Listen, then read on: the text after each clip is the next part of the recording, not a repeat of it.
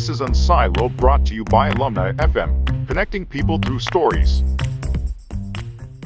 Welcome to Unsiloed. This is Greg LeBlanc, and I'm here with David McAdams, who is a professor of economics at the Fuqua School at Duke University. He's also the author of this book, Game Changer, Game Theory and the Art of Transforming Strategic Situations. And he's also a co-author of this textbook, Games of Strategy. This is the textbook that I use for my game theory class here at Berkeley. Thank you, Greg.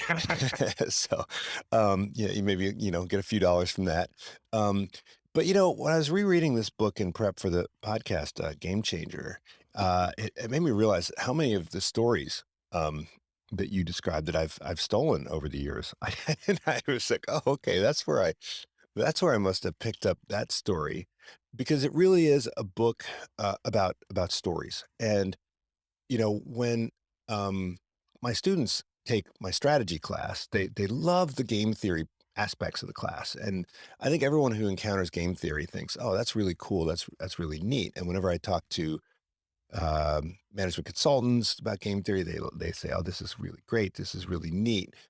But then when they try to actually apply it to a given situation, and they try to, There's always a but, right? they try to construct tables with numbers in them, and you're like, wait, what? Like, what happened? And then, you come to the realization that, well, that's not really, the precise application of the numbers is really not where the strength of game theory is. It's really like, what is the residue that's left over in terms of how these folks approach problems and how they think them through. And so when I read the Game Changers book, what was fascinating to me is that most of the case studies that you wrote, sort of the second half of the book, you didn't actually have any payoff diagrams at all in any of those chapters. And you didn't have any kind of, standard form tables or trees or anything. And yet they were so compelling. So do you think that, the reason why game theory sometimes gets a bad rap in business is because they're thinking about its, overly formal definition? Right. Yeah, that's a good point. And on the first day when I teach game theory, I make this distinction between what I call science of game theory and art of game theory. Because that book's all about art of game theory. So science of game theory, highly mathematical. You might actually need to make a mathematical model just to come to a decision, right? So like if you're deciding, oh, should we raise or lower our price, right? You're going to need numbers there. You're going to need a model of how competitors will respond, right? So you're going to need to do that. You're going to need that science of game theory. But the art of game theory, delivers a lot more actually than just being able to work your way through a strategic situation. And as I tell students, honestly, I think, having been teaching this class for like 20 years and working on applied, applications of game theory, the most powerful thing you get from being a game theorist is a storytelling. Mm-hmm. Like you become a storytelling master. And this is powerful, but can also be powerful in some really negative ways too. And I opened the book, I don't know if you remember, what this section on the danger of math, Mm-hmm. basically the danger of game theory, that we have these stories that are so compelling. So like the prisoner's dilemma is the most famous game theory story. And if you recognize in the world, oh my gosh, that's a prisoner's dilemma. If that idea comes in your head, immediately that gives you ideas on how to change the game. So that's really good. So it promotes creativity, right? And especially if you're surrounded by people who also know how to think like game theorists, it promotes collaboration, right? So it's really powerful, and imagination. But what if you're not quite right? What if it's not actually the game you think it is? There's another aspect that you're missing. There's another player, or there's another option, or you've got the motivations wrong, like the payoffs. You just qualitatively made a mistake, like you missed something. You can confidently just walk off a cliff. Mm-hmm. So I have in the book several stories of people who lost their livelihoods, who the thing like long-term capital management is an example in the introduction. They just missed the game, right? Brilliant people missed the game. The example of the guy who was trying to get people off of cigarette smoking and something backfired. And then people that literally died. So I have stories from military districts where people had a model of the way the game was because it wasn't quite right. They literally died. Okay. So, game theory, the stories we tell can be incredibly powerful because it's not enough to just analyze a situation and come up with what you think is the right thing to do. You have to actually convince other people to do it, right? And if you're a leader, you have to convince them to follow you. But that can also be really dangerous if you don't have a deep enough understanding. So students walk into my class, the first day I tell them, the game theory you know now, you're worse off for it because you have that level of confidence, but it's not grounded in enough depth. So hopefully when you finish the class, you'll actually be better off knowing game. So it's So a little, that's the philosophy of the Game Changer book. I'm just trying to get people to that next level. yeah. So in other words, a little bit of knowledge might be, a dangerous thing, right? And maybe, Yeah, well, and it's the same. Yeah, it's the same thing with math. I mean, just in general, if you can quantify something, you suddenly have such great confidence in Mhm. it. Oh, I understand the world, but maybe you're only measuring some aspects. Maybe there's some aspects that are harder to measure, and you're just blind to those, and you don't even know you're blind to it because you're so focused on what you can measure. In the same way, in when you're understanding a strategic situation, you could be anchored on a certain aspect of it and then miss the really important aspect. So that's why I tell students when they approach their final projects, like in my class, they have to identify a seemingly impossible challenge and then use game theory approach to brainstorm a solution. It's like what I did in those last 6 chapters. Each chapter is like, here's why this is an impossible problem. Here's people saying it's impossible. Okay, let's solve it, right? And we have to come up with a new way of thinking about it, a new strategy, or a new play, right? So when you approach that problem, it's really important not to draw the boxes with numbers in them, not to draw a tree, because once you do that, Mhm. you've anchored yourself and you've limited your creativity. So that's why I think the art of game theory should come first. Like what I teach in that Game Changer book should come first. And then once you have a model you feel comfortable with, you don't have blind sides, then you're going to apply the more quantitative aspects of it to actually reach a specific recommendation. So I went to a talk by Danny Roderick, and he quoted Keynes and by saying, Um, economics is the science of model design and the art of model selection. And I love that quote so much that I tried to find it. Of course, I couldn't find it. So I I don't know whether Keynes ever said it or not. It might be one of those completely apocryphal things, but it's such a powerful notion that um, you have to be able to figure out when you're looking at a situation and all of its complexity, what is the underlying structure. And, I think people who study narratives and stories, they sometimes say, well, there's, these nine canonical stories and every story fits in with them. I think game theorists have their Yeah. own kind of canonical stories. And the one that in your book, Prisoner's Dilemma is the one that you keep coming back to. And in some sense, it's like Right. it's like That's what the book's only yeah, the about, actually. triumph of the hero. Yeah, It's I the teach my students that there's actually 10 yeah. games. And every possible game I show falls in one of these 10 categories. And there's two really important ones. And the book Game Changer is about one of those two, which is called The Prisoner's Mhm. Dilemma. Yeah, and so originally it was funny when I proposed the book to the publisher. I was going to have a chapter on each of the main types of games. Like I was going to pick 5 of Mhm. those 10 and like have a whole thing on it. But I kept on having so much to say about Prisoner's Dilemma, it was getting really awkward, right? So I'm like, forget it. I was going to write the entire thing about the Prisoner's Dilemma. But you see all the ways that you can use game theory ideas to escape the Prisoner's Mhm. Dilemma. A problem that seems like it might be really hard to solve. There's actually tons of solutions. And, we are solving the prisoner's dilemma all the time in our life. It's just we're actually not aware of Mhm. it. It's actually opening people's eyes to how we're already solving prisoner's dilemma problems. I'll give you an example that's so obvious you just don't even notice it. It's a transaction. So every transaction you've ever done is a prisoner's dilemma. So let me explain why. So remember, prisoner's dilemma is a situation where each player has a dominant strategy. So something that's best for them, holding fixed what the other person does, but we're all worse off when we do what's best for ourselves. So let's say I have something of value to you. So let's say it's worth some money to you, right? It's not worth very much to me. And you offer to pay me some cash. So now the strategy, the payoff matrix is give, not give, pay, not pay. Now, if I'm giving you the object, what's your incentive? Holding fixed that I'm giving it to you. Yeah, not to perform. Not pay. Like, why? Why pay? Why pay? You already gave Right. me the thing. I don't need to pay you. Right. And if I don't give it to you, well, obviously you don't want to pay. So holding fixed, what I do, you have an incentive not to do your part of the deal. Because the essence of a transaction is we each give up something that we care about but we get something that's better for both of us, right? It's a Mhm. collective action Yeah. problem. So every transaction that happens in any aspect of life, social, financial, commercial, whatever, it's solving a prisoner's dilemma. But we solve these prisoner's dilemmas with such ease and in so many ways that we don't even think about it. But if you actually like put a microscope on, well, how did that work? Like when I get my lunch today, I paid for lunch. Like, why did that work? Or when I, exchange favors with a friend, like, why did that work? So if you think about those, it actually opens your eyes to ways to solve prisoner's dilemmas that are harder to solve. Right. And I think you make the point that, regulation comes in many forms, right? So, any kind of collectivity is essentially some kind of regulatory architecture, right? So, a firm is essentially like a miniature, regulatory body. I mean, a family is like a miniature regulatory body. A little instance of bilateral contracting is essentially participating in the regulatory body of the court, right? So, and presumably, all of And the marketplaces, Uber, eBay, Airbnb, these are all, regulatory right. structures that are designed to overcome prisoners' dilemmas. Yeah, so regulation is one of the chapters. Each chapter in the first part of the book is a way to Mhm. escape and prisoner's dilemma.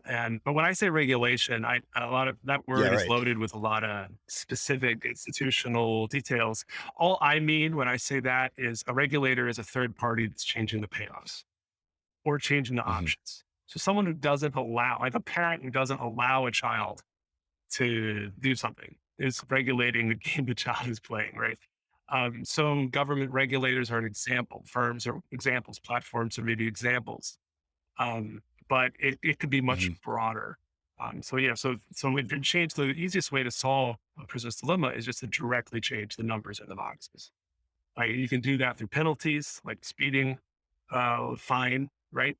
That might be a penalty in it, or a reward or an inducement to do a better behavior. So, like the taxes and subsidies, like all these things are examples of when I refer to regulation in the book, just changing the actual payoffs and Right, incentives. but you said that the book is about solving prisoners' dilemmas, but it's not just about solving prisoners' dilemmas. It's also about disrupting Uh, solutions to prisoners' dilemma because sometimes coll- right, yeah, yeah, sometimes yeah, yeah, yeah, yeah. yeah, yeah. I thought you were going in. Yeah, the book is very broad. It's about giving you a window into what it means to be a game theorist, and hopefully encouraging readers to want to grow in that direction and build that skill. It's like a Hmm. muscle. It's like I have very strong game theory muscles Hmm. because I've been teaching game theory to thousands of students now for the years and mentoring them through this final project thing where they're solving impossible problems. But yeah, no, you're absolutely right. Prisoners, the dilemma is in the eye of the beholder. So when competing firms have a individual incentive to offer low prices, but they don't like that. I mean, we on the outside call that competition and say it's good. From the inside, that's called like low Hmm. profits, and that's bad. So their solution to prisoners dilemma is called collusion, right? And so or the example I use in the book of the mob, Hmm. not never talking to the police. So omerta, the code of silence. That's a solution to a prisoner's dilemma for them. It's good for them, but bad for the FBI or whatever. So so sometimes we want to stop players from solving their prisoner's dilemmas, but if you don't understand the toolkit, like the ways to escape it, you can neutralize the toolkit. Some people say that when people are exposed to economics, and I think there's some empirical work on this, that they behave in more selfish ways, right? So in other words, they are more Mhm. likely to defect, they're more likely to free ride and so forth. For me as an Mhm. individually, I've actually gone the opposite direction, right? The more I become aware of the kind of, negative externalities I'm imposing on others, the more I restrain my behavior in that direction. And the more Right. I realize that I'm participating in a prisoner's dilemma, the more quote irrational I behave, right? I just sort of act as if there were some kind of third party enforcement, even when there isn't.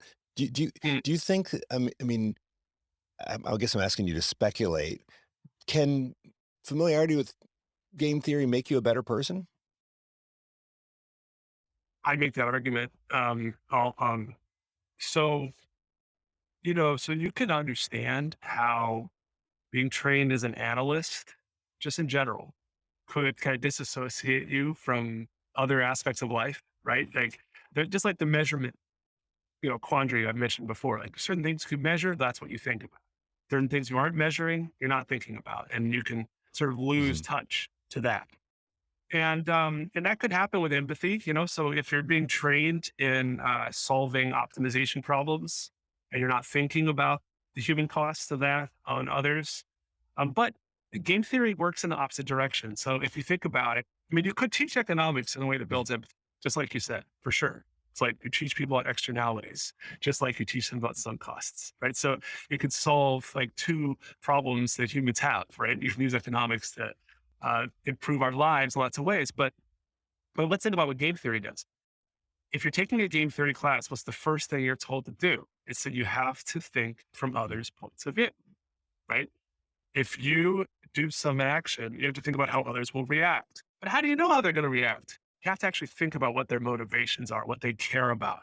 So you are required to understand other people, right? And moreover, as you start thinking about these collective action problems, you start having that mindset of, well, we can make we can make everyone better off. It's not just about me versus other people. Then you start looking for ways to work together as well. And so you could become more collaborative person as well, as opposed to more not just self-oriented, but I'm in control of my destiny. I'm optimizing this all the time. I'm so good, right? So I think being a game theorist would just very naturally move you in that direction. But again, only if you go deep enough. I mean, if you have a shallow understanding of this stuff, it could lead you to think, oh, I just gotta, you know, um, deceive others. Like one thing like, is deception good? What does game theory say? The shallow level, well, and in the case of warfare, maybe Sun Tzu's right. Deception is really important in a zero sum game.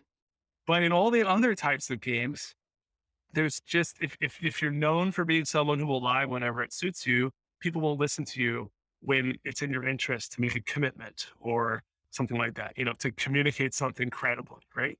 So kind of game theory tilts you toward being an honorable person just strategically. Even if you're not honorable, you should try to act honorably and get a reputation for being honorable. But I think it also can build empathy and make you a better and more well-rounded person. Right. And so there are other examples that you reference where, you see it all around us, things where, you have races to the bottom or races to the top. I mean, one of my favorite Mhm. examples, of course, is, like SAT prep, right? So, I never did Yeah, that's a SAT fun. prep. That was a fun one to do. That was 10 years ago. I wrote that, but it's still like I predict because actually the point of that example, which by the way was about the Mhm. evolving standards for admission to college and how SAT and AP and it's like the point of that example is actually we're never getting Mhm. to equilibrium. The world is always out of equilibrium. Right. And so, the AP craze gets replaced by some other thing and the SAT Mhm. optional and all this. So, and we're seeing that playing out still today. Like an SAT optional thing that I talked about, and it's just sort of getting going back then is like, where we're still moving in that direction. But there's going to be problems with Yeah. what they're doing now, right? And it's like we can foresee it. It's not like, and a nice thing is if you think like a game theorist, you're a little one step ahead. So if you have a ninth grade kid, you can actually give them some good advice. It's like, okay, 2 years from now, it's going to be destroyed because we're moving around in this spiral, right? So, But if you try to check out of that, I mean, if you try to say to your kids like, "Hey, just skip all that and just focus on, pursuing wisdom and knowledge," right? Then, mhm, you're kind of screwed, right? I mean, they're not gonna get into, the school that you're hoping that they get into. I mean, there's so many examples where, people know that they're being dragged along and compelled to do right. something which doesn't make any sense, right? Um, so, No, I not feel only it. Mhm. that, but what about grade inflation? So as a professor, I'm under a great deal of pressure to on the one hand, hand out as many high grades as possible. And then every now and then the administration will be like, now remember, you gotta you gotta stick to this curve. But it doesn't really, my interest lies in giving out lots of A's, Right. right? And so unless there's a real strong, compelling constraint that's imposed from above, um, we're all just going to race to the bottom. And I think that, at a university level, some universities have tried this. I think Princeton tried to impose some kind of, system-wide constraint on grade inflation at the undergraduate level, and they had to abandon it, right? Right. Yeah, no, that's a fascinating example. I mean, we have, rules and standards here as well. And, the game theory of standards is a fascinating field. And when can you credibly maintain a standard? Yes, we have that. That issue arises in so many domains. Yeah. hmm So the other area is professional responsibility. So now you focus on primarily on doctors, right, and their sort of incentives to prescribe pain relievers. I mean, this is 2014 that you wrote this book, but the problem just got bigger after that, right? Um, in pursuit of kind of positive evaluations and positive customer feedback. But I think you Yes. see that in every profession, right? So, architects are, going to give the customer what they want. Lawyers are going to give the customers what they want. Doctors are going to give the customers what they want. And so, what's the role of professional responsibility here? Not just sort of norms, but professional associations who can kind of, constrain this kind of race to the bottom. Do we have mechanisms and Right. tools that So can kind of help us with that? yeah, so let's think about so just for context, for the listeners, you're referring to a vignette in the book, one of these seemingly impossible challenges, which is inappropriate pain prescriptions in the emergency room, right? And so, how do you not give someone pain medicine in the emergency Mhm. room, even though you know they might be addicted and inappropriately, seeking these drugs? Maybe they're drug dealers are going to sell them later outside. And it turns out that one reason why it's so hard to say no for emergency physicians back then, but actually still some today, is that patients get a satisfaction form in the mail 3 days after they Mhm. leave. The satisfaction form has this is 10 years ago. I did the research, 2012, I really, and about 3% return rate. Okay. Mhm. And it mattered a lot. Every time you got a negative feedback, you'd be called into the office, basically. And the reason it mattered a lot was that the emergency department got money based on these Mhm. scores. And the entity that ran the scoring system actually was a for-profit firm that had been purchased by like private equity. Okay, so they were leveraging this mechanism they had for establishing ratings to earn money through consulting to hospitals on how to improve their ratings. Mhm. And but improving ratings in the emergency room isn't what you really should be doing. You should be just like saving lives and not giving people opioids unless they really need them, right? So that seemingly impossible problem, there's lots of ways to change it. So one is just recognizing where there might be a perverse incentive, and then you know um, working against it. But then, as you mentioned, you do need to have a player high enough in the game to change it. So, for example, one obvious thing is that the federal government, so Senator, CMS, they should not be rewarding hospitals, giving them money based on satisfaction scores in emergency. Like they should just recognize, and in particular, they shouldn't do it for pain medication because in the satisfaction form, there's some about my pain was treated appropriately. Like that question shouldn't be determining how much money that hospital gets or whether the emergency doctor gets fired or not. That should be taken out. So there's some easy fixes, but you're also pointing to some deeper issues which have to do with kind of the fun foundations of motivation. So when we talk about professions, right, we're not just talking about an occupation, right? But traditionally, there is it's an identification. So I am a lawyer. I am an economist, and so that comes with certain expectations for how I ought to behave, right? Mhm. And so that should change my motivations. If we're all just out to make money, then we're not, acting based on that, any ethical considerations or any sense of obligation. So I think there's a huge value to the professions, like a bona fide profession, codes of conduct people actually believe in, ethical standards. But these are things that are inculcated, right? It's Yeah. it's it's part of your training, your multi-year training. And is that happening in the professions, in law schools and medical schools? Is it changing? You know, yeah, you had wait a minute, oh, I could go on forever. Let me stop. Well, I actually took professional responsibility at the law school down when I was at Duke, and the whole point of the class was not it was not like, okay, here are the rules, follow them. It was more trying to cultivate this sense that you're part of this Right. community, and the respect of your peers is super important. But in the world of business, we don't have that, right? And I think that the larger the communities, the more likely it is that that's going to get kind of eroded, right? So if we think back to the example of the fisheries, right, and overfishing. Mm, I mean, yeah. it's hard to imagine that you could construct it. I mean, maybe, you can have the closed community of lobster fishermen, in some small Right. town in Maine. But if you're thinking about the open seas, right, it's hard to imagine that, a Chinese fishing boat is going to care what the Icelandic fishing boat folks think about them, right? So there's no real normative culture that's going to ever inspire restraint on the part of the fishermen, right?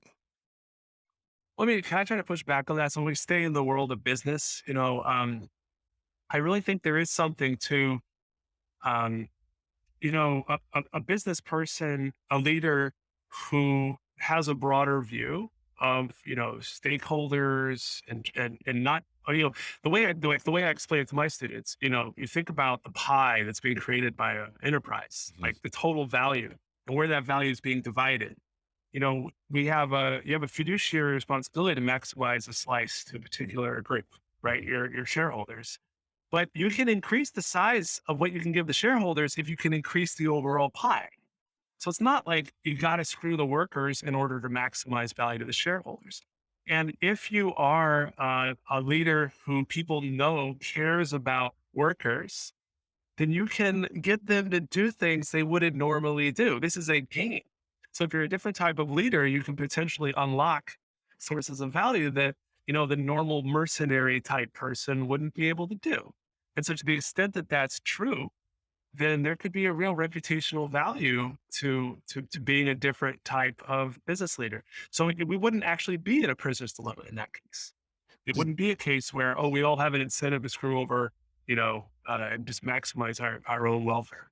does that require Like driving? so Does that require driving a yeah, wedge between kind of the shareholders and the managers to some degree, right? To give them a little bit more discretion, right? A little bit more business judgment so that they can, I mean, in other words, are there situations where you might want right. to How much leash does the increase manager have? agency, increase agency costs in order to? There are a couple examples, right, where you want to give your negotiator the ability to negotiate Yeah. without Mhm. interference from the principal, right? Are there Right. other scenarios where that might actually make sense? Yeah, I'll tell you two books that this reminds me of that are really great reads. So Henry Hansman has this book called Ownership of Enterprise, Yeah. that I signed a chapter out of, and he basically argues like, well, let's think about why most uh, you know, many firms are owned by shareholders. Like, why does it make sense for the shareholders to be in charge? They don't have special information, so they're not like giving guidance to the manager. They're not important to the operation of the firm other than having provided capital, like money, right? So why do they have control, ultimate control? And his story, I can't say for sure this is true. There are other stories that are also pretty compelling, but his story is, well, if you gave control to anyone else, they'd screw it up. So if you let the workers be in charge of most businesses, they might just very naturally raise their wages without doing much else. And Mhm. then that could shrink the pie.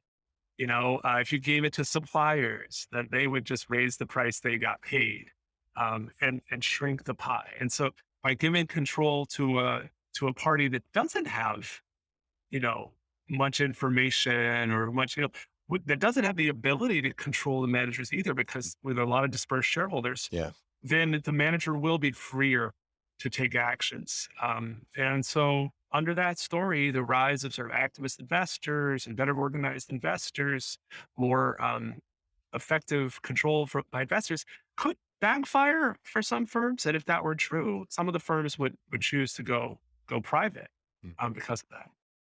Now, one of the things that we were talking about earlier is this idea, that data science is kind of taking over the world, and Mhm. everyone's using data. I teach a course on data science, and one thing that a lot of data scientists overlook is maybe the strategic response of the folks whose behavior they're trying to predict, right? And I think Yeah. of this sort of as almost like the curse of ceteris paribus, in many ways, right? Where your training data is created under certain circumstances, but then once you start to act on, I guess it's a variation of Goodhart's law, right? Where the minute you start acting on information, then the quality of that information almost immediately starts to degrade. Is that and I remember Yes. I remember No, I, yeah, I yeah. went to I remember I did something for a hedge fund, and Mhm. these machine learning experts were brought in by the hedge fund to try to invest and make money based on patterns. And these folks had been like brilliant machine learning folks who had been able to do voice recognition and all this stuff. And they couldn't figure out why, every time they found a pattern, it disappeared, right? And of Right. course, finance is a little bit different than, say, voice recognition in that Yeah, yeah, respect. yeah. So the finance, like seeking out arbitrage is maybe the most extreme example. Oh, great data science. We discovered you could have made money doing this trade in the 1970s. Well, but once that got published in the Journal of Finance, it went away, right? You Right. couldn't do it in the 80s. So, but that same concept applies more generally. And, and we were talking, before recording about sort of the relevance of game theory for data science, which is not obvious to a lot of people. But, so when you're trying to measure something in the world, you're deciding whether to do something, right? And so if that's an isolated decision, like if you're living on an Mhm. island and you're trying to decide, should I go get the coconuts or the bananas or something? Yeah, sure. You can do an experiment and figure it out. The trees aren't going to grow a different direction, once you decide. But in the real world, if you're deciding to do something, like let's say you're testing the effect of say lowering your price, so Mhm. you reach out to a randomly selected small set of customers and you see how they respond to this lower price. And then you construct your demand curve and you maximize profits. Right. Well, once you change your price for everyone, well, now your competitor might change their Mhm. price. If they lower their price, well, what? Your previous demand curve is wrong and you just lost money. And but more generally, we want to think about the data itself can be generated through a game, right? So if we're thinking about, so say we are, so here's an example that I sometimes use. So say you're launching a new service. Okay, so let's say it's like a concierge style service. Okay, so you're going to be taking on some clients and providing them with some costly services, but then you're going to monetize that relationship somehow. And you're trying to figure out if this makes sense. So what you do is you go out and you find some randomly selected set of people and you offer this service and you kind of measure how costly it is to provide the service, and then you measure how much you can monetize. Okay. And you figure out whether you should launch the service. Now you launch the service. And guess what? The people who decide to sign up are not a randomly Mhm. selected sample. Right. They might be the pain in the ass people who cost a lot. And so Right. your service costs are high, but your monetization might be the same, and so M- you're now m- losing money when you were expecting to make money, or vice Movie versa. Pass. Is that the way around? Remember Movie Pass? So yeah, but that's the point is that the data is generated by people's decisions. So in this case, the relevant decision is seeking out the service and signing up. Mhm. So that's a choice people are making, and that results in a selection. So you have a selected sample of people who actually are buying your product. And if you're thinking like a game theorist, that's gonna be obvious to you, and you're going to be accounting for it and preparing for it. So you'll design your experiment differently. Mhm. Um, you know, Well, so Exactly. So yeah. So data science is not just about, well, how do we collect data? How do we find patterns? It's like you actually need to have a model in your head, if you will, of how people make decisions and how the data is generated. I'll just say one last thing that's important where game theory comes in is that if you're trying to do something big, so it's not just you're like tweaking something a little bit, but you are introducing a new thing like MoviePass, you have to think about how what you're doing will change the broader game. Okay. And so we talked about Prisoner's Dilemma as one of the most important games. The other most important game is called the coordination Mhm. game. It's like there could be these two equilibria, the one called the status quo and the one called the new thing. Okay. Like the new world. And if it's measuring little tiny changes, you're constantly going to be going back to the status quo because the Mhm. status quo is like really attractive. So if you just, a few people, you convince a few people to try something new, they're going to fail. Okay. But if you do something big, we might move to that new world equilibrium and then we're all better off. So you need game theory to imagine the big change, right? So you will never get there if you're just measuring around yourself and Mhm. making little incremental things. To make big change, dramatically make the world a better place, you need to have the vision that comes from the game theory. And then going back to that storytelling, you need to be able to convince people, yeah, this is going to work, right? And then so they actually do it. So that highlights the limits of kind of A/B testing on the margin, right? So, a lot of us Mhm. are teach that, business folks should just, A/B test everything. But, you're just going to get stuck Yeah, in a that's good for walking to the top of the yeah, hill you're on. That's great. But there's like Mount Everest over there, and you're like sitting here over in like near Duke, like on a little hill right. in Durham, North Carolina. Well, Durham's kind of flat, So but there's a few hills. There's a few but hills. it reminds me of a couple friends of mine started a HR analytics firm, for recruiting, and they found that one of the most powerful predictors of your productivity and your performance and your longevity was which browser you used to apply for the job. Like that was so incredibly powerful. It overwhelmed almost every other variable. And they were so excited to discover this that they, wound up, the Economist did a piece on it and the Wall Street Journal covered it. And, there was all sorts of publicity around it. And I was thinking, well, that's not good, right? You just killed the signal, right? I mean, Oh, you know, right, right. Oh, I thought you were going to tell me. And so they made everyone at work use that no, browser, I was just, which would be even more blind to the yeah. game. Yeah, yeah, you're right. So if that article was well read, now everyone's going to be applying to that browser. Yeah, Right. absolutely. Or another example of this is, my colleague Steve Tadelis, right? And I think you reference him in the book. He did some A/B testing around the use of paid search, right, at eBay, and discovered that the paid search was not really adding as much value as people thought, right? Because when the paid search was shut off, everybody just went to the organic search, and you didn't really lose any sales. But of course, right, that presupposes that Google does, keeps that same, slot more or less open, right? Because if you stop buying the paid search, then someone else might come along and buy the paid search, um, the organic Mm, search might not be as lucrative. right. Yeah. Yeah. So another example where you want to anticipate what the competitor response could be. But in a lot of cases, if you think the game theory would give you a Yeah. direction. So in that example, he'd say, well, if anything, the void we create by stopping to advertise this channel will be Mhm. filled. Like, so the worst case is that it could be worse than what we're estimating, but it'll never be Mhm. better than what we're estimating. So at least it gives you a bound. So you can make meaningful inferences Yeah. still, but you also know what you need to learn. And so that can guide other complementary Well, you experiments. mentioned war games, and the military obviously uses these war games, and sometimes companies will um, do like hacking competitions to try to test their security. But you also mentioned that most business decision makers they don't really stress test their strategic plans, and they don't really try to imagine the response that other players are going to make to their decisions. Why do you suppose that is? I mean, it just seems so. It seems like so obvious, right? I mean, if you're a football team and you're not thinking about how the other team is going to respond to whatever strategy you roll out, then you're going to have a very very short career as a coach. But business leaders, Okay, well, let's stick with that. Let's stick with that. You may be aware, so David Romer, the renowned macro economist, he has this paper on uh football. And it was a remarkable paper. And I think NBER paper, I don't know where it got published. Huge impact though on how football is played.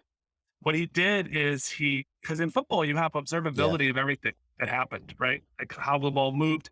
And so what he did is came up with a way of quantifying odds of winning based on what you did. And so should you go yeah, for it on yeah. fourth down? Should you go for the touchdown from the 3-yard line? And he showed that not going for the touchdown from the 3-yard line, as an example, going kicking instead, is a huge blunder. But coaches are doing that Yeah. all the time. And so you would think that coaches would have an obvious incentive to optimize. So your story would be, well, how is this happening? They must just not have the math well. And that's one possibility. But even after that paper was published and got well known, there are a few maverick coaches that were starting to behave differently.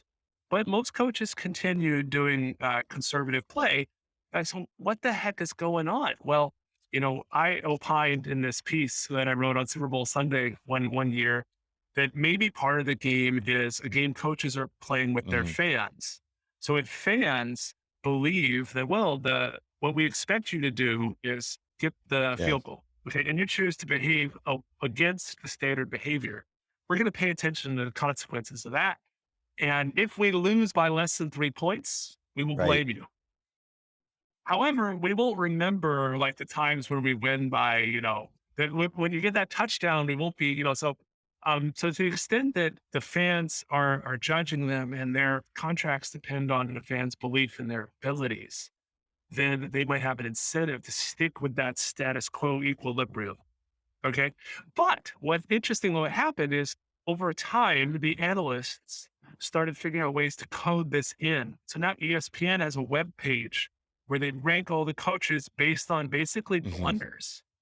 So they come up with a number. Like, when you're playing poker and you're trading yourself, like, or in my case, backgammon, they'll say, like, oh, this move costs you 2%, right, of Hmm. your win. Yeah. Right. So you can measure how much you've screwed up and you can quantify it. And they're doing that. It's like, this guy screwed up this much. He's the worst coach in the NFL. So now suddenly, none of the coaches want to do that. So we had a third party who came in and just flipped the arrows. So now the Yeah. coaches have kind of an incentive to be a lot more aggressive. And so, to the extent same thing could be to some extent happening in business, if you're a leader and you take some idiosyncratic different path and you fail, people will blame you.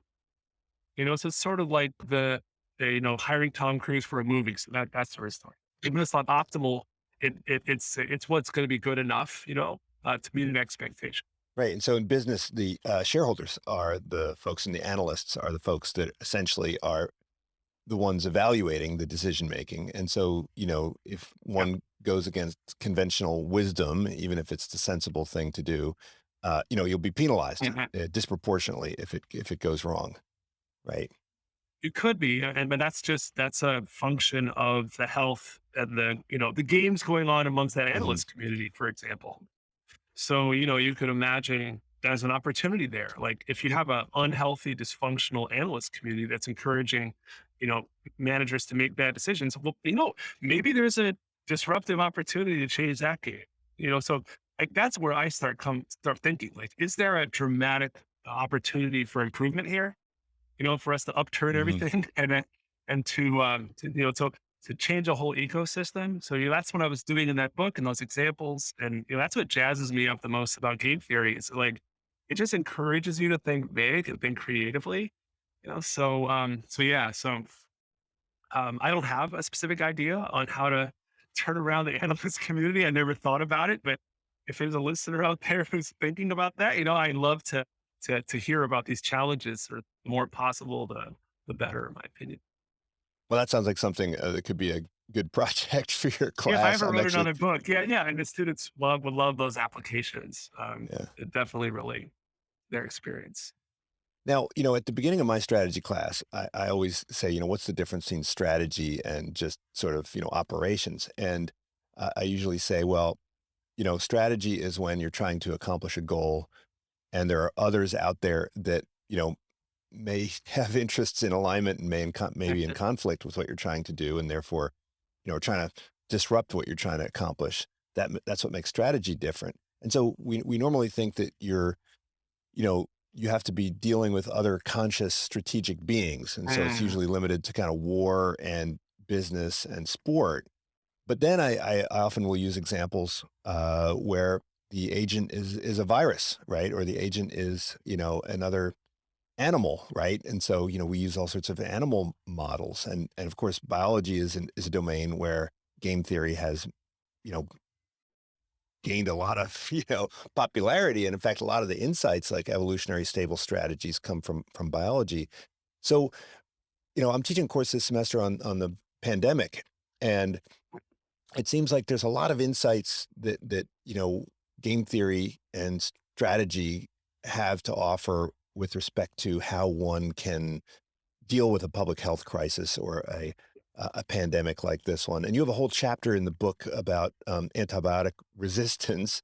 I don't, you didn't anticipate like a global pandemic, but there's lots of insights I think that you could take from game theory that maybe weren't taken by policymakers. Could talk a bit about that? Like if you had to give Yeah, sort of a so I mean, game we could theoretic do a review of whole the nother pandemic. we could do a whole nother I mean, I love what we've done in this podcast. Yeah. It's been really interesting, a nice sort of motivation for game theory. We could do a whole nother episode on this because this is what I've been passionate about and working on Mhm. actively for 10 years now.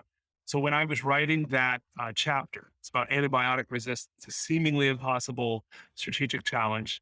I was actually in the hospital room in a happy moment because my third child had just been born, and I had that moment of several hours where the mom is like knocked out, and you're the dad Mhm. just sort of sitting there with nothing to do.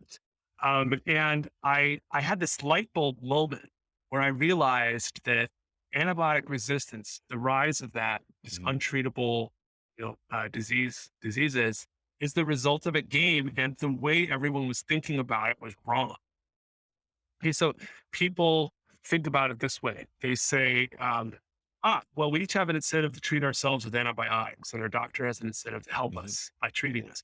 But when we do that, we promote resistance, and the bacteria are more likely. The ones that are resistant will spread, and then we're all doomed. Okay, no more cancer therapies, no more transplantations, no more cesarean section.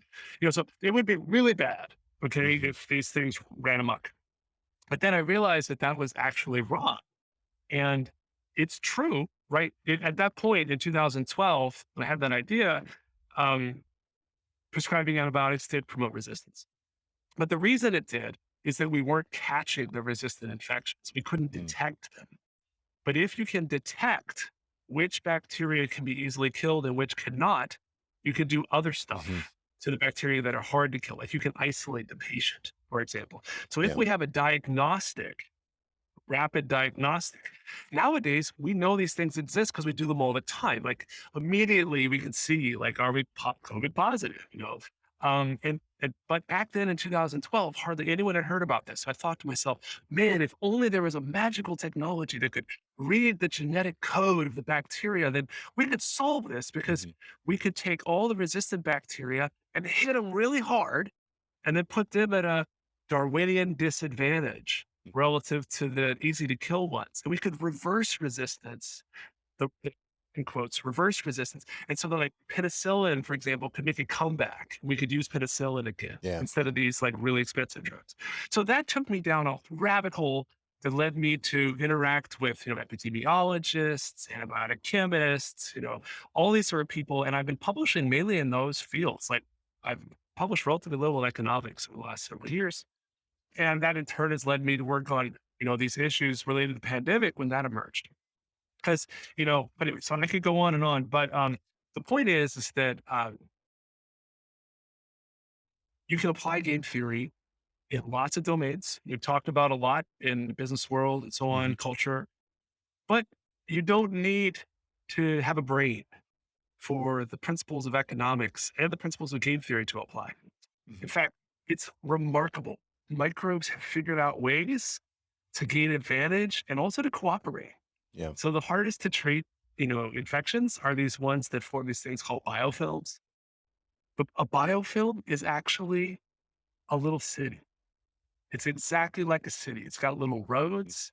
It's got people who don't take out their trash and they cause a problem for everyone else. One of the things the bacteria do is they actually build little towers, like little apartment complexes. But the best place to live is on the top floor. So if you're a slacker and you're on the bottom floor, guess what? Everyone builds on top of you and you suffocate and die.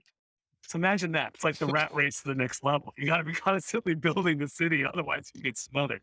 So they have solved these strategic challenges in many creative ways. They communicate, and so if anything, the bacteria, you can almost apply economics and game theory to them with more confidence than humans, because humans have so much going on. Like, we don't even know what our motivations are. Right? They're very complex, hmm and they can be socially constructed. Like, they can change. Whereas for bacteria, like, the ones that survive are the ones that survive. It's like it's as if they're seeking to maximize survival. So you can actually apply economics to these microbial worlds. But that's something that very few people have done. So it's Yeah. pretty exciting to be one of the first kind of trained economists to be applying these skills in this area.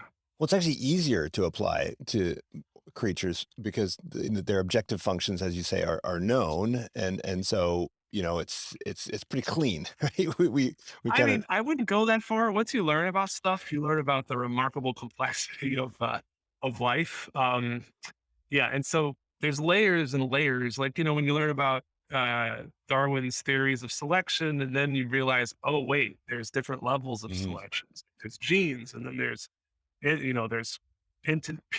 hosts, and then there's tribes, and there's all these levels, and you're Mhm. like, oh, okay, it's much more complicated than I thought. And plants are totally different than animals. Like, so in terms of how their genes work, so it's like once you dive into these things, you realize it's not as So, well, when we but think about the biofilms, for instance, I mean, what you're trying to do is basically apply some antitrust law, right, to the bacteria, right? You're trying to disrupt their collusion so that pit them against one another so that you can more easily kind of yeah, wipe yeah, them yeah. out, right? So yeah, yeah. So let me tell you, I'll just give you an example. I know we've been talking a long time. You probably edit down some stuff. That's funny. But there's a really cool idea. Here's an idea this biologist had. That's a total game theory flex, but he didn't realize he was doing game theory. I ultimately recruited that guy to join my paper, so he helped me get it published. This thing on reversing resistance. His name's Sam Brown, amazing theoretical biologist. Here's an idea he had on how to beat biofilms. So, a lot of times the way the biofilm works is you have these little bacteria that live in this thing called planktonic phase where there's floating around. And eventually they put down roots and they invest resources to start building the city, like the little frontiers with. Okay. How do they know when to do that? They only want to build the city when there's enough of them around. There's a quorum sensing, So right? they have this thing called quorum sensing. Okay, so you're aware of that. So there's a chemical. Just think about it as like there's a chemical they release, and then they detect the chemical. Okay, and so when they did, it's like smell. Like when the Mhm. place stinks, I start laying down the roots. Like I smell the body odor, I start laying down the roots. Um, and so how do you block that? Well, he had this idea. Well, what if we had a treatment and instead of killing them, blinded them or made them unable to Mhm. smell? Okay, so now they won't be laying down roots. That makes sense. But it's not just that. This could conceivably be resistance proof. Mhm. Let's think about it like if you have something a way of blinding everyone, so no one is putting down roots. They're all wandering around, the frontier. And then some guy is born with a mutation, it gives him sight. Yeah. Okay. And he sees all these people wandering around, so he starts laying down roots.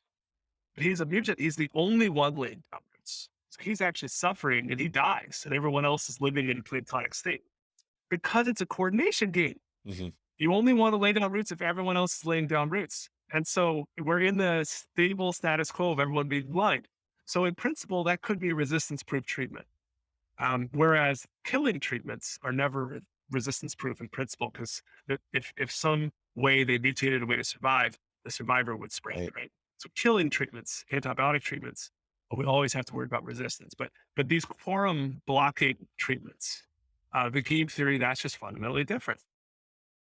Right. And so, one thing that happens with pathogens is that, sometimes if they're non-vector borne, they have a tendency to become, milder with in terms of how they, treat the host. Man, Um, yeah, and it's so not that simple, it's not sadly. right.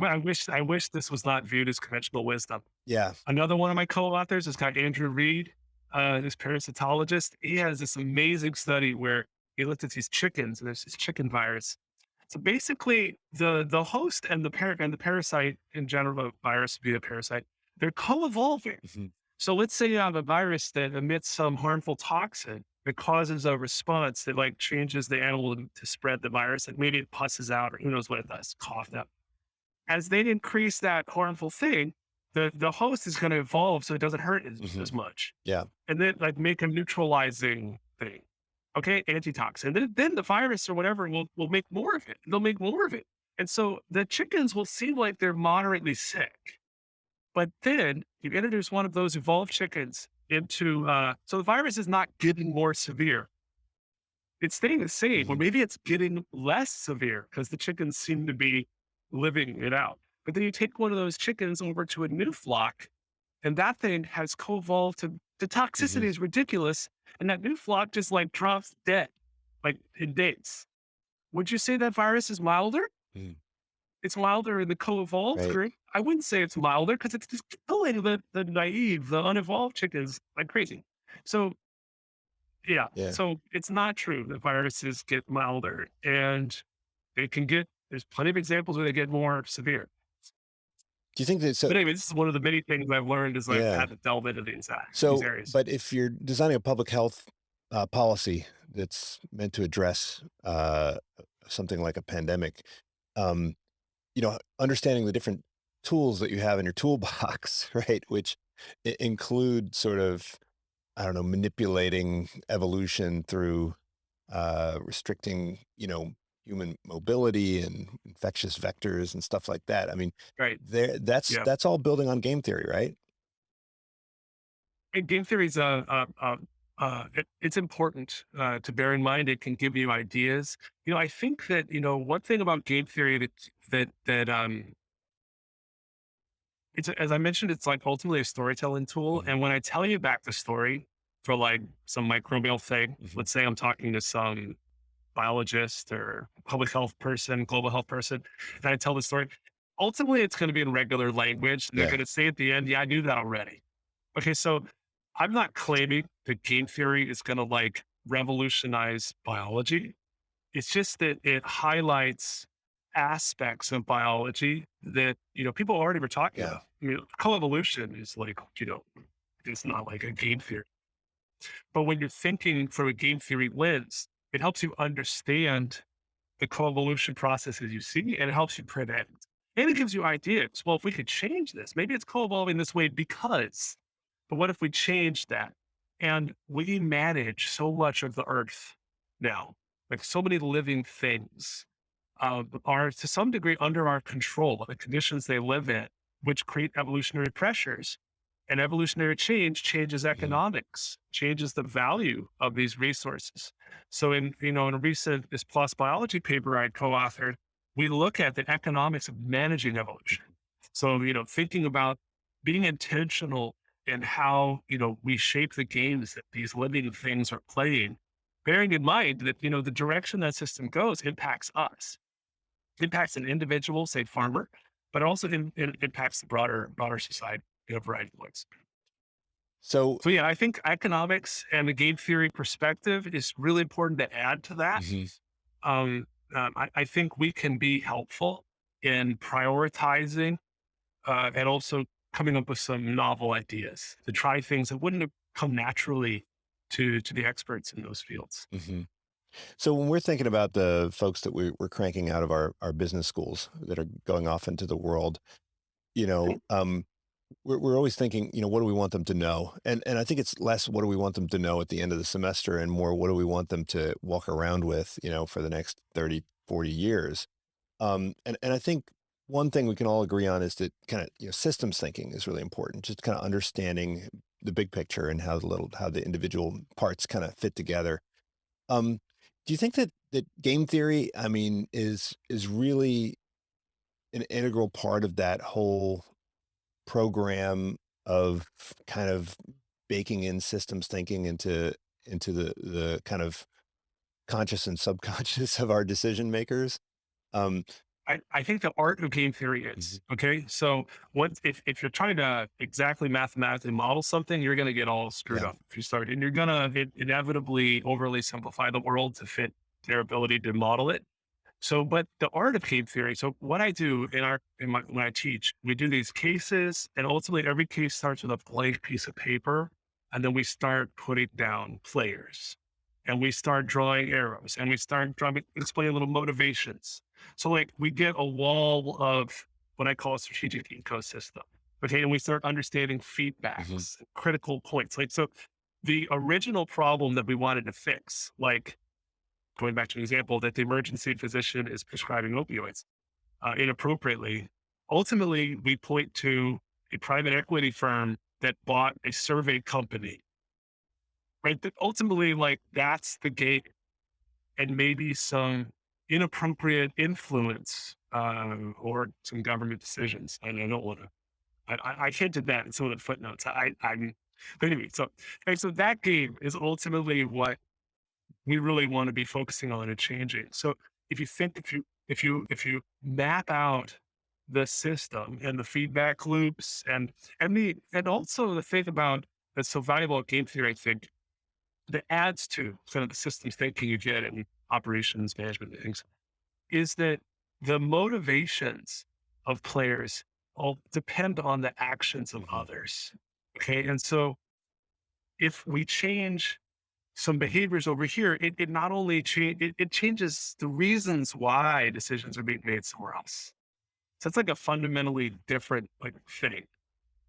It sort of adds a whole layer to understanding these feedbacks that you might Hmm. miss if you weren't thinking about it from a game theory.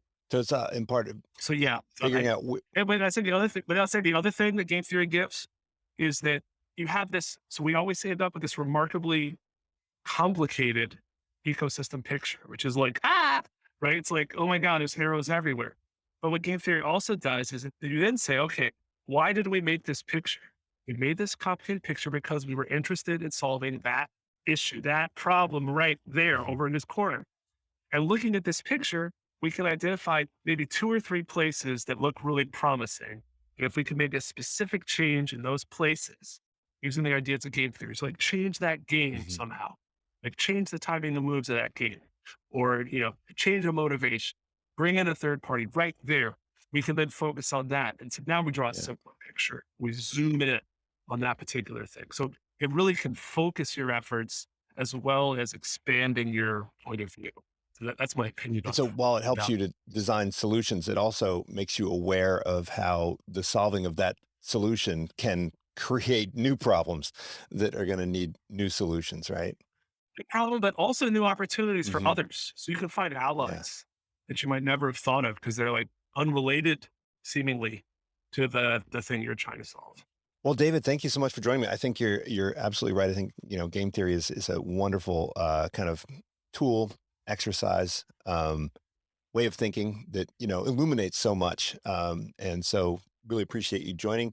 Here's the book, Game Changer. Now, are you going to come up with 9 more of these for each of the different games? No, I had a plan. I had a plan. No, I had grand dreams. The game changer would be this, big hit. Most of your readers haven't heard of it. They've heard of Freakonomics. They haven't heard of Game Changer. I wish it weren't so. But if it had been like a baby Freakonomics for game theory, I would have totally written another one. I had planned out. We would have been on the coordination game. But no, alas, it hasn't sold that many copies, and I have a lot of things to do. So No, maybe you can. I may never do enough unless sales take off. Like right now, I could be enticed to write another one, but yeah, no. But you get a lot. You get a sense of a variety of ways of approaching uh, games that you can deploy beyond the Prisoner's Dilemma. So it's not only about the Prisoner's Dilemma. It's more like Prisoner's Dilemma is my hook to explain to you. Oh, here's ways of Mhm. changing games. And once you internalize those, you can use them for other Well, games as perhaps you well. can write a book on just the public health aspects of game theory. That would be, I think, super, super useful. Well, I'm trying to actually do stuff in the world first, and then I can always write a book reflecting on it. So Okay. Well, thanks. thank you very much. Thank you. I really appreciate this All right. We'll talk opportunity. It's again been fun. soon. This is Unsilo brought to you by Alumni FM, connecting people through stories.